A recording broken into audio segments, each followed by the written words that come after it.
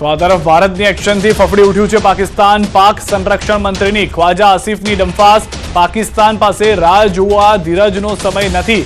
અમારી પાસે ધીરજ બતાવવાનો સમય નથી. જો વાત નહીં થાય તો બંદૂક.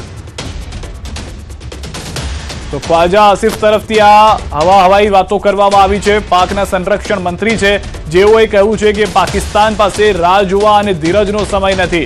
એટલે કે અહીંયા આગળ તેઓ ધમકી આપી રહ્યા છે કે જો અમારી સાથે વાત કરવામાં નહીં આવે તો બંદૂક અને મિસાઇલ ચલાવવામાં આવશે. તો અત્યાર સુધી શું ચલાવવામાં આવી રહ્યું હતું પાકિસ્તાન તરફથી, તે પણ એક મોટો સવાલ છે. જો અત્યાર સુધી પાકિસ્તાને ધીરજ રાખી છે, છતાં પણ આ રીતે અવળચંડાઈ કરી કે જેમાં મિસાઇલ છોડવામાં આવી, ડ્રોન એટેક કરવામાં આવ્યા, પૂંછમાં તેની સેના તરફથી ફાયરિંગ કરવામાં આવી રહ્યું છે. તો ક્યાં તો સરકારના કંટ્રોલમાં સેના નથી અથવા તો સરકાર સેનાના કંટ્રોલમાં છે.